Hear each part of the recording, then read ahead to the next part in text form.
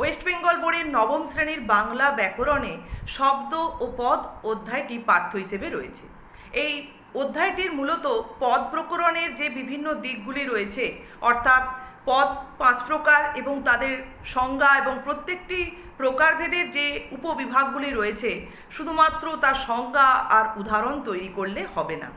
দেখা গেছে যে বিশেষ কিছু পদের, মূলত আজকে তোমাদের কাছে বিশেষণ পদেরই কথা বলবো। তা বিশেষণ পদের ক্ষেত্রে যে প্রয়োগ বৈচিত্র্য বা ক্রিয়া বিশেষণের যে সমস্ত গঠন বৈচিত্র্য রয়েছে, সেগুলি ধরেও কিন্তু এমসিকিউ বা very short answer type question থাকে। তা এই ধরনের প্রয়োগ বৈচিত্র্যগুলো তোমরা সবাই মুখে যথেষ্ট পরিমাণে ব্যবহার করে থাকো। তা আমরা সবাই এই প্রয়োগ বৈচিত্র্যগুলো সম্পর্কে অবগত, কিন্তু ঠিকঠাকভাবে আমরা যদি একদম কত রকমের প্রয়োগ বৈচিত্র্য রয়েছে তা ধরে যদি না দৃষ্টান্ত দিয়ে বুঝে নিই, তাহলে কিন্তু পরীক্ষায় প্রশ্ন পেলে আমরা চট করে তার দৃষ্টান্ত বা তার প্রয়োগ দেখাতে পারবো না।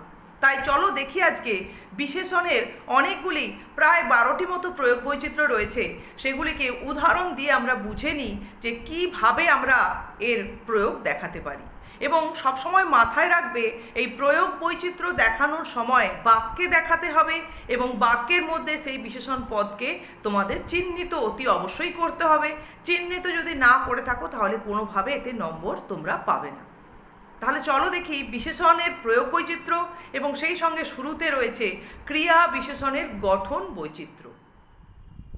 এর আগের পর্বে আমরা বিশেষণের যে 4টি ভাগ আলোচনা করেছিলাম, নাম বিশেষণ, সর্বনামের বিশেষণ, বিশেষণের বিশেষণ এবং ক্রিয়া বিশেষণ।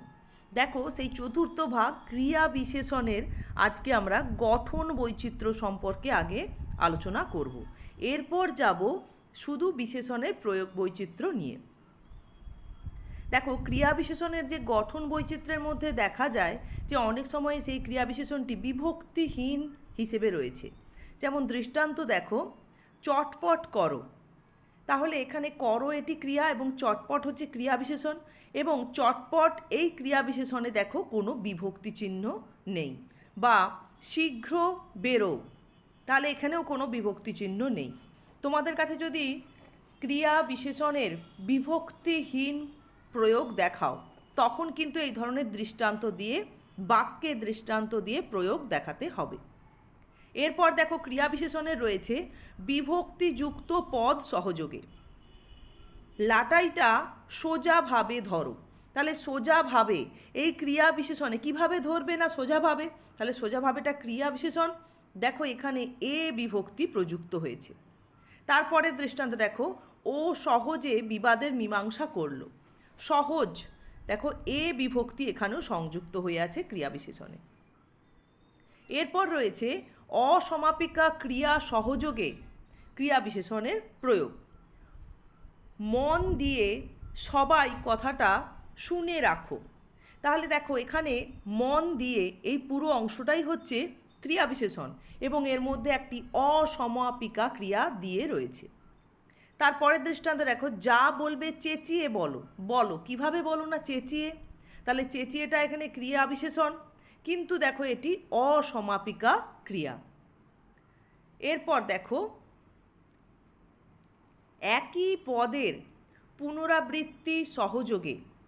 তাহলে তোমাদের এখানে আরেকটা জিনিস একটু বলি, ভালো করে মন দিয়ে শুনে রাখো, যে চেঁচিয়ে বলো এই দৃষ্টান্তটিতে তোমরা ভালো করে লক্ষ্য করলে দেখবে চেঁচিয়ে এটি একটি আলাদা ক্রিয়া এবং বলো এটি সম্পূর্ণ আলাদা ক্রিয়া। এখানে সমাপিকা ক্রিয়া হচ্ছে শুধুমাত্র বলো। তোমরা অনেক সময় যৌগিক ক্রিয়া বাক্যে পাও যে তুমি বসে পড়ো। তাহলে বসে পড়ো মানে কি, বসতে বলা হচ্ছে। এখানে বসে পড়ো এই দুটি ক্রিয়াপদ মিলেই কিন্তু একটি সমাপিকা ক্রিয়া। এখানে কিন্তু চেঁচিয়ে বলো নিয়ে কিন্তু একটি সমাপিকা ক্রিয়া নয়। চেঁচিয়ে অর্থাৎ জোরে জোরে বলতে বলা হচ্ছে, মানে যে কণ্ঠস্বরটা বাড়ানোর কথা বলা হচ্ছে, আর বলো এটি হচ্ছে সমাপিকা ক্রিয়া। তাহলে তোমরা ওই পড়তে বসো, ঘুমিয়ে পড়ো, এই ধরনের দৃষ্টান্ত দিয়ে ঘুমিয়ে বা পড়তে এগুলোকে যদি অসমাপিকা ক্রিয়া সহযোগে ক্রিয়া বিশেষণের গঠন বৈচিত্র্য দেখাও, তাহলে কিন্তু ভুল হয়ে যাবে। এখানে কিন্তু দুটি ক্রিয়া আলাদা সম্পূর্ণরূপে। এরপরে দেখো গঠন বৈচিত্র্যের মধ্যে রয়েছে একই পদের পুনরাবৃত্তি সহযোগে ও ঘুমের ঘোরে থেকে থেকে কিছু বলে উঠছে। তাহলে থেকে থেকে এখানে একই ক্রিয়া বিশেষণের পরপর পুনরাবৃত্তি হচ্ছে। তুমি ধরে ধরে লিখলে হাতের লেখা স্পষ্ট হয়। লিখলে তাহলে কিভাবে না ধরে ধরে। তাহলে এখানে দেখো একই ক্রিয়া বিশেষণের পুনরাবৃত্তি ঘটছে বাক্যের মধ্যে। এভাবেও আমরা বাক্য ব্যবহার করে থাকি, কিন্তু যখন আমরা আলাদা আলাদা করে গঠন বৈচিত্র্যগুলো দেখে নিচ্ছি তখন কিন্তু আমাদের একটি দুটি হলেও বাক্য এখানে মাথার মধ্যে আমাদের ধরে রাখতে হবে বুঝে নিয়ে। এরপরে দেখো প্রত্যয়যুক্ত পদ সহযোগে। তাহলে এখানে যে ক্রমশ একত্র এগুলো হচ্ছে প্রত্যয় নিষ্পন্ন পদ, এগুলি হয়েছে এখানে ক্রিয়া বিশেষণ। ক্রমশ এগোতে হবে, এগোতে হবে, যে এগোতে কীরকম না ক্রমশ, বা একত্র এগিয়ে যাও, দুটি ক্রমশ আর একত্র দুটি হচ্ছে এখানে ক্রিয়া বিশেষণ এবং এগুলি প্রত্যয় নিষ্পন্ন পদ। এরপরে রয়েছে দেখো অনুকার বা ধনাত্মক পদ সহযোগে। ছেলেটি হনহনিয়ে হেঁটে গেল, আগুন লকলকিয়ে জ্বলে। তাহলে হনহনিয়ে লকলকিয়ে দুটোই ক্রিয়া বিশেষণ এবং এই দুটি ক্রিয়া বিশেষণ মূলক পদই হচ্ছে অনুকার বা ধনাত্মক পদ। এরপর আমরা চলে যাচ্ছি ক্রিয়া বিশেষণের যে গঠন বৈচিত্র্য শেষ হলো। এরপর রয়েছে দেখো ওভারঅল বিশেষণ, মানে যেটা আমরা নাম বিশেষণ, সর্বনামের বিশেষণ, বিশেষণের বিশেষণ এবং ক্রিয়া বিশেষণের ক্ষেত্রে পড়েছি চারটা ভাগে। এবারে ওই চারটা ভাগের মধ্যে কিভাবে আমরা প্রয়োগ করেছি দেখো। এর মধ্যে কিন্তু আমরা এই প্রয়োগ বৈচিত্র্যের মধ্যে নাম বিশেষণও পাবো, ক্রিয়া বিশেষণও পাবো, বিশেষণের বিশেষণও পাবো এবং সর্বনামের বিশেষণও পাবো।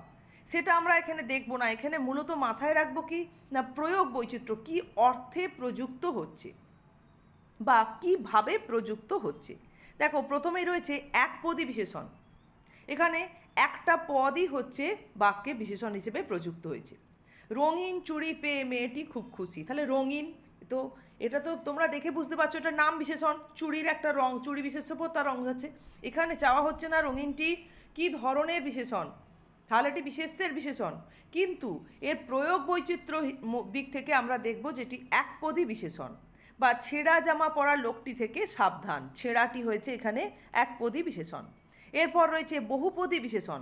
প্রাণ কেড়ে নেওয়া হাসি আর তুমি হেসো না। তাহলে এই যে প্রাণ কেড়ে নেওয়া, দেখো এখানে এই পুরো অংশটাই কিন্তু বিশেষণ এবং এর মধ্যে একটি নয় অনেকগুলি পদ রয়েছে। বা মন ভালো করা গান গাও দেখি একটা, এই মন ভালো করা এই পদগুলো মিলে হচ্ছে বিশেষণ পদ এবং এটি বহুপদী বিশেষণের দৃষ্টান্ত।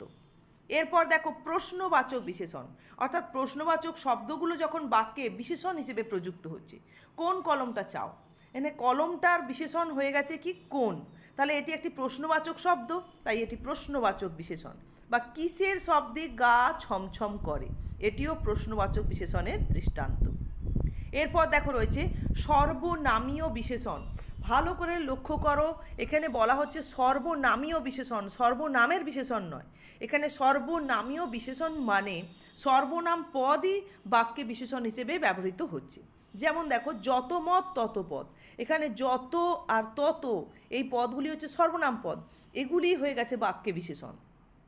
তারপরে দেখো কোন কোন বই তুমি চাও, তাহলে কোন কোন এটি প্রশ্নবাচক সর্বনাম, কিন্তু এখানে কোন কোন এই পদ দুটি সর্বনাম হলেও বিশেষণ পদ হিসেবে ব্যবহৃত হয়েছে। বই, বইয়ের বিশেষণ হয়ে গেছে এখানে কোন কোন এই পদ দুটি। এরপরে দেখো বাক্যাশ্রয় বিশেষণ। তাহলে আমরা দেখব বাক্যের মধ্যেই একটা অংশ যেটা বাক্যের অর্থ বহন করে সেটি বিশেষণ হিসেবে ব্যবহৃত হয়েছে। আমাদের সব পেয়েছির দেশ শান্তিনিকেতন সবারই প্রিয়। তাহলে যে সব পেয়েছির এটি একটি বাক্যাংশ, সেটি এখানে বিশেষণ, শুধু বহু পদ নয়, এটা একটা বাক্যের মানে বাক্যই বলা চলে, সেটি এখানে বিশেষণ হিসেবে প্রযুক্ত হচ্ছে। দেখো কুড়িয়ে পাওয়া মেয়ে রানী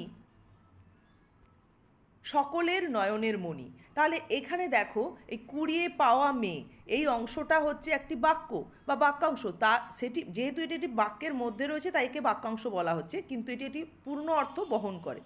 তাহলে এই অংশটাই হয়ে গেছে বিশেষণ।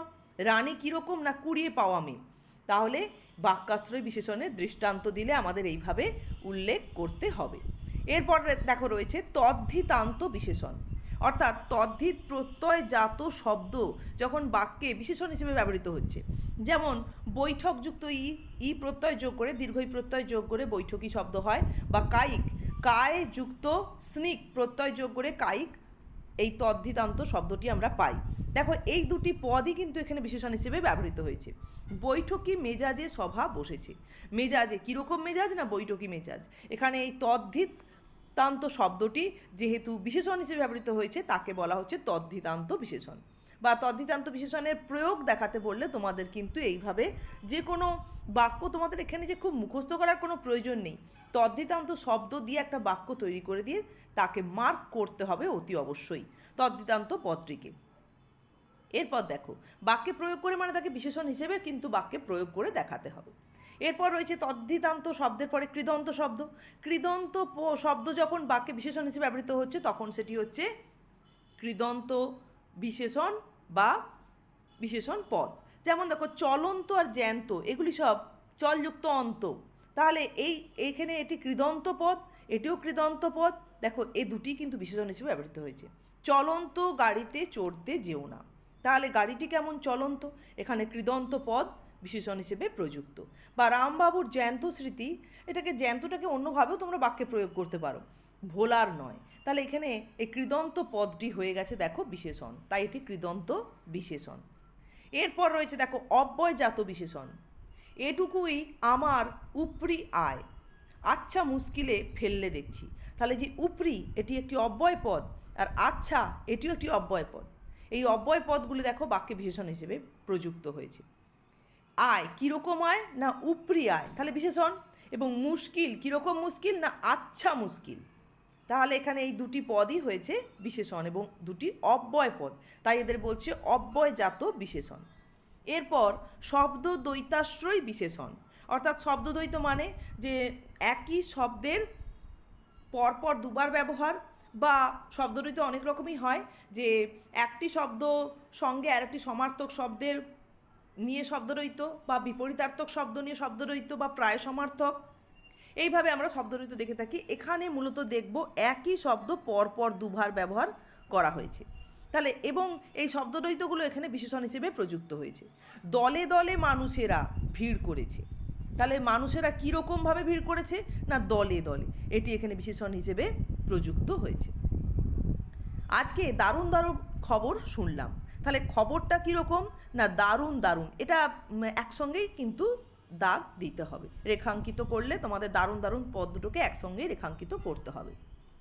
তাহলে এই শব্দদ্বৈতগুলো এখানে বিশেষণ হিসেবে ব্যবহৃত হয়েছে। এরপর দেখো শুধু শব্দদ্বৈত নয়, ধনাত্মক শব্দ রয়েছে যেগুলি বিশেষণ হিসেবে বাক্যে ব্যবহৃত হয়। বাইরে ফুরফুরে হাওয়া বইছে, যে ফুরফুরে এটি হচ্ছে অনুভূতিগ্রাহ্য ধনাত্মক শব্দ, বা টনটনে এটিও কিন্তু অনুভূতিগ্রাহ্য ধনাত্মক শব্দ, দেখো বাক্যে বিশেষণ হিসেবে প্রযুক্ত। জ্ঞান কীরকম জ্ঞান না টনটনে জ্ঞান, হাওয়া কেমন না ফুরফুরে, এটি গেল ধনাত্মক বিশেষণের প্রয়োগ। এরপর দেখো রয়েছে সম্বন্ধ বিশেষণ।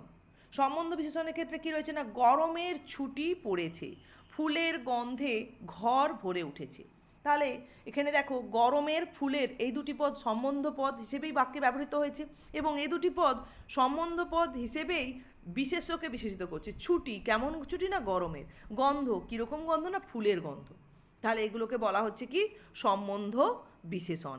এরপর দেখো রয়েছে পদান্তরিত বিশেষণ, এটাই আজকের শেষ ভাগের মধ্যে বা প্রয়োগ বৈচিত্র্যের মধ্যে মূলত রয়েছে। পদান্তরিত বিশেষণের ক্ষেত্রে কি না শরৎ থেকে শারদীয় পদ পরিবর্তন করে আমরা শারদীয় পদটি পাই, বা ঘর থেকে ঘরোয়া পদ পরিবর্তন করে পাওয়া, সেই পদান্তর করে যে পদটি পাওয়া যায় সেটি বাক্যে বিশেষণ পদ হিসেবে ব্যবহৃত হয়েছে। শারদীয় উৎসব বাঙালির বড় উৎসব, তাহলে উৎসবটা কেমন না শারদীয়, এটি বিশেষণ হিসেবে প্রযুক্ত হয়েছে। তারপরে দেখো ঘর থেকে ঘরোয়া পদ পরিবর্তন করে পাওয়া যায়, সেটি এখানে বিশেষণ। ঘরোয়া খাবারের কোনো তুলনা হয় না, তাহলে এটি এখানে বিশেষণ হিসেবে প্রযুক্ত হয়েছে। তাহলে এই দেখলাম আমরা বিশেষণের প্রয়োগ বৈচিত্র্য, অনেক রকম প্রয়োগ বৈচিত্র্য রয়েছে, তোমাদের এখানে ভালো করে উদাহরণগুলো পড়ে বুঝে নিতে হবে, যাতে করে তোমরা এই উদাহরণ যে শুধু মুখস্থ করে রাখতে হবে একদমই না, এই ধরনের তোমরা উদাহরণ নিজেরা বানিয়ে নিয়েও লিখতে পারো।